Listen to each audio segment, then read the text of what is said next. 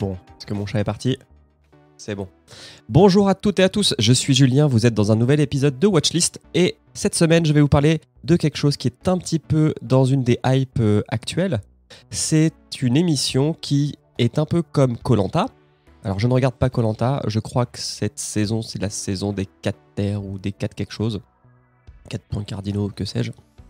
Et en fait je regarde pas Koh-Lanta parce que j'aime pas le côté politique. Et la chose dont je vais vous parler, la série dont je vais vous parler aujourd'hui, c'est Koh-Lanta sans l'aspect politique et plutôt sur l'aspect dépassement de soi en milieu hostile. Ça s'appelle The World's Toughest Race, c'est produit par Amazon, ça se passe aux Fidji et c'est présenté par Bear Grylls. Et on va écouter un petit bout de la bande-annonce. This is not a normal adventure race. 671 kilometers, mountains, I don't mind climbing, I mind dying. jungles, I need help! rivers, ocean, 4 hours of sleep in 4 days. and it is brutal. It's so hard. Alors, The World's Toughest Race Eco Challenge Fidji, qu'est-ce que c'est? C'est une course qui met 66 équipes au défi de parcourir plus de 600 km en 12 jours. Sauf que ces 600 km, c'est pas genre 600 km de course ou 600 km de vélo ou de je ne sais quoi. En fait, c'est une combinaison de beaucoup d'épreuves qui vous permettent en fait de traverser l'archipel des Fidji. Alors, cette course, elle est séparée en 5 grandes parties. Et en fait, à chaque fin de partie, il faut que vous finissiez la partie avant un certain temps donné, sinon vous êtes éliminé.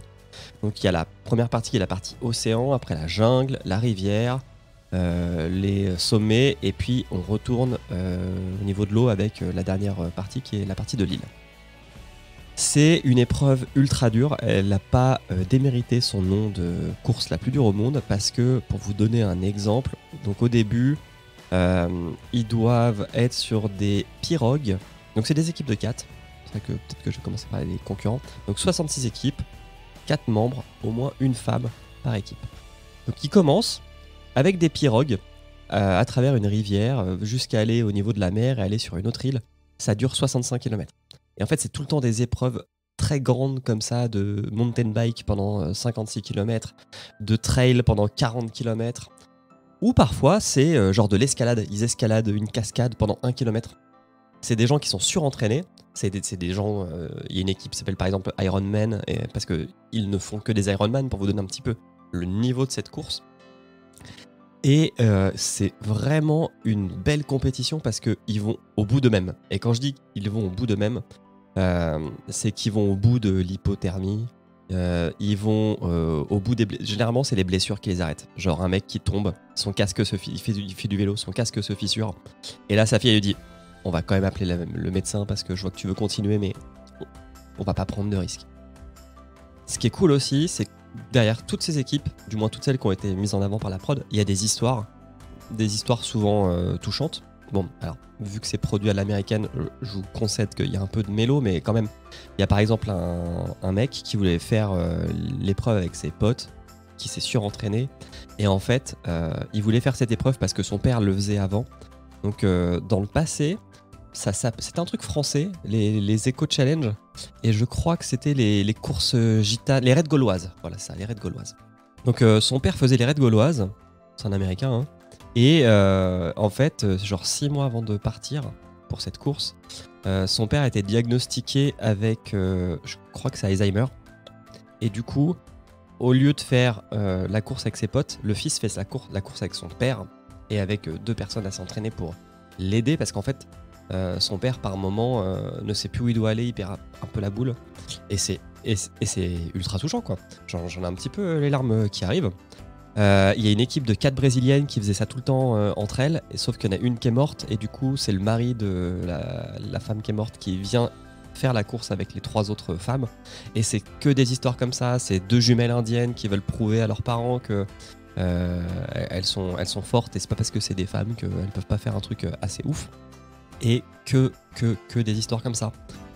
C'est présenté par Bear Grylls. Bear Grylls, si vous saisissez pas qui c'est le mec qui faisait Men vs Wild, donc qu'on larguait en terrain hostile et qui devaient revenir à la civilisation en 3 jours. C'est ultra bien réalisé. La réalisation est sympa parce que donc faut savoir que dans ces Eco Challenge, il y a un pays qui est assez expert de ça, c'est les Néo-Zélandais. Et genre ils placent genre 2 équipes dans le top 5. Et en fait la course, genre au 5, il y a 9 épisodes et genre au 5e épisode, vous savez déjà qui a gagné. Et en fait le plus important c'est pas forcément qui a gagné, mais c'est plutôt qui va finir. Et c'est ultra cool. Non, il y a 10 épisodes, voilà. Mais au 5e, vous savez qui a gagné.